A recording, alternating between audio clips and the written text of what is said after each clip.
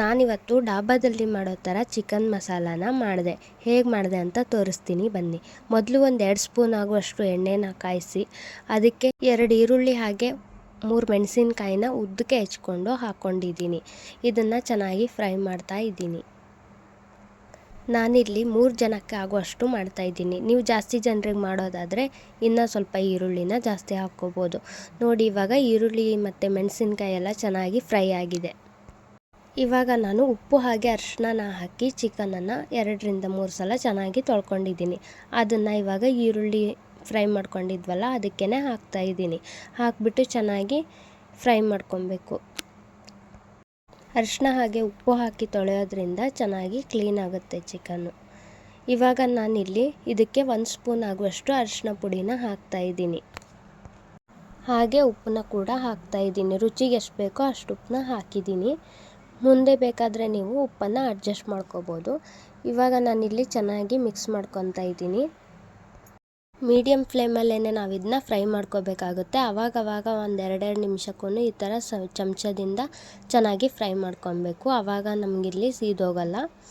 ಇವಾಗ ನಾನಿಲ್ಲಿ ಸಣ್ಣದಾಗಿ ಕಟ್ ಮಾಡಿಟ್ಕೊಂಡಿರುವಂಥ ಒಂದು ದೊಡ್ಡದಾಗಿರೋ ಟೊಮೆಟೊನ ಹಾಕ್ತಾಯಿದ್ದೀನಿ. ನೀವು ಹುಳಿ ಜಾಸ್ತಿ ತಿಂತೀರಾ ಅಂದರೆ ಇನ್ನೊಂದು ಬೇಕಾದರೆ ಎಕ್ಸ್ಟ್ರಾ ಹಾಕ್ಕೋಬೋದು. ಇವಾಗ ಚೆನ್ನಾಗಿ ಮಿಕ್ಸ್ ಮಾಡಿ ಇಟ್ಕೊಂಡಿದ್ದೀನಿ. ನಾನಿಲ್ಲಿ 1 ಸ್ಪೂನ್ ಆಗುವಷ್ಟು ಧನಿಯಾ ಪುಡಿ ಹಾಗೆ ಒಂದು ಸ್ವಲ್ಪ ಜೀರಿಗೆ ಪುಡಿ ಹಾಗೆ ಪೆಪ್ಪರ್ ಪೌಡ್ರನ್ನು ಹಾಕ್ಕೊತಾ ಇದ್ದೀನಿ. ಹಾಗೆ ಇಲ್ಲಿ ಚಿಕನ್ ಮಸಾಲ ಕೂಡ ನಾನು ಸ್ವಲ್ಪ ಸೇರಿಸ್ಕೊಂಡಿದ್ದೀನಿ. ಚಿಕನ್ ಮಸಾಲ ಆಪ್ಷನಲ್ಲು, ನಿಮಗೆ ಬೇಕಾದರೆ ಹಾಕ್ಕೊಬೋದು, ಇಲ್ಲಾಂದರೆ ಬೇಡ. ನಾನಿಲ್ಲಿ 2ರಿಂದ 3 ಸ್ಪೂನ್ ಆಗುವಷ್ಟು ಖಾರ ಪುಡಿನ ಹಾಕ್ಕೊಂಡಿದ್ದೀನಿ. ಖಾರ ಕೂಡ ನಿಮಗೆ ಎಷ್ಟು ಬೇಕೋ ಅಷ್ಟನ್ನು ಹಾಕ್ಕೊಬೋದು. ಇಲ್ಲಿ ಎಲ್ಲ ಮಸಾಲೆ ಕೂಡ ಮಿಕ್ಸ್ ಆಗೋ ಥರ ನಾನಿಲ್ಲಿ ಚೆನ್ನಾಗಿ ಮಿಕ್ಸ್ ಮಾಡಿಕೊಂಡು ಮತ್ತೆ ಈ ಫ್ರೈ ಆಗೋದಕ್ಕೆ ಬಿಡ್ತಾ ಇದ್ದೀನಿ. ಇವಾಗ 2ರಿಂದ 3 ನಿಮಿಷ ಚೆನ್ನಾಗಿ ಚಿಕನ್ ಫ್ರೈ ಆದಮೇಲೆ ನಾನಿಲ್ಲಿ ಸ್ವಲ್ಪ ನೀರನ್ನ ಹಾಕ್ಕೊತಾ ಇದ್ದೀನಿ. ನಿಮ್ಗೆ ಎಷ್ಟು ಕನ್ಸಿಸ್ಟೆನ್ಸಿ ಬೇಕೋ ಅಷ್ಟು ನೀರನ್ನು ಹಾಕ್ಕೋಬೋದು. ನಿಮಗೆ ಜಾಸ್ತಿ ಬೇಕು ಅಂದರೆ ಜಾಸ್ತಿ ಹಾಕ್ಕೋಬೋದು, ಕಮ್ಮಿ ಬೇಕು ಅಂದರೆ ಕಮ್ಮಿ ಹಾಕ್ಕೋಬೋದು. ನಾನಿಲ್ಲಿ ಸ್ವಲ್ಪ ಕಡಿಮೆನೇ ಹಾಕ್ಕೊಂಡಿದ್ದೀನಿ. ಈ ಥರ ಹಾಕ್ಕೊಂಡ್ರೆ ಚೆನ್ನಾಗಿ ಬರುತ್ತೆ ದಪ್ಪ ಆಗಿ. ನಾನಿವಾಗ ಇದನ್ನೆಲ್ಲ ಒಂದು ಸಲ ಚೆನ್ನಾಗಿ ಮಿಕ್ಸ್ ಮಾಡಿ ಒಂದು ಪ್ಲೇಟ್ನ ಮುಚ್ಚಿ ಒಂದು 10 ನಿಮಿಷ ಇದನ್ನ ಬೇಯೋದಕ್ಕೆ ಬಿಡ್ತಾಯಿದ್ದೀನಿ. ಮತ್ತು ಚಿಕನ್ ಚೆನ್ನಾಗಿ ಫ್ರೈ ಆಗಬೇಕು. ಇವಾಗ ನಾವಿಲ್ಲಿ 2 ನಿಮಿಷಕ್ಕೂ ಚೆನ್ನಾಗಿ ಮಿಕ್ಸ್ ಮಾಡ್ತಾ ಹೋಗಬೇಕು, ಇಲ್ಲಾಂದರೆ ತಳ ಹಿಡಿದ್ಬಿಡುತ್ತೆ, ಆವಾಗ ಸೀದೋಗುತ್ತೆ. ನೋಡಿ ಇಲ್ಲಿ ಎಷ್ಟು ಚೆನ್ನಾಗಿ ಬಂದಿದೆ ಅಂತ. ನಾನಿಲ್ಲಿ ಲಾಸ್ಟಲ್ಲಿ ಒಂದು ಸ್ವಲ್ಪ ಗರಂ ಮಸಾಲೆ ಪೌಡ್ರನ್ನು ಸೇರಿಸ್ಕೊತಾ ಇದ್ದೀನಿ.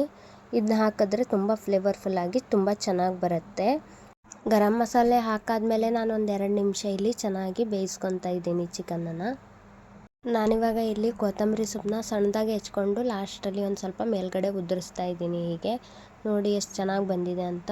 ತಿನ್ನೋದಕ್ಕೂ ಕೂಡ ತುಂಬ ರುಚಿಯಾಗಿರುತ್ತೆ. ನೀವು ಮನೇಲಿ ಒಂದು ಸಲ ಟ್ರೈ ಮಾಡಿ ನೋಡಿ. ಮನೇಲಿ ಎಲ್ಲರೂ ಇಷ್ಟಪಟ್ಟು ತಿಂತಾರೆ. ವಿಡಿಯೋ ಇಷ್ಟ ಆದರೆ ಲೈಕ್ ಮಾಡಿ, ಶೇರ್ ಮಾಡಿ, ಕಮೆಂಟ್ ಮಾಡಿ, ಹಾಗೆ ನಮ್ಮ ಚಾನೆಲ್ನ ಸಬ್ಸ್ಕ್ರೈಬ್ ಮಾಡಿ. Thank you.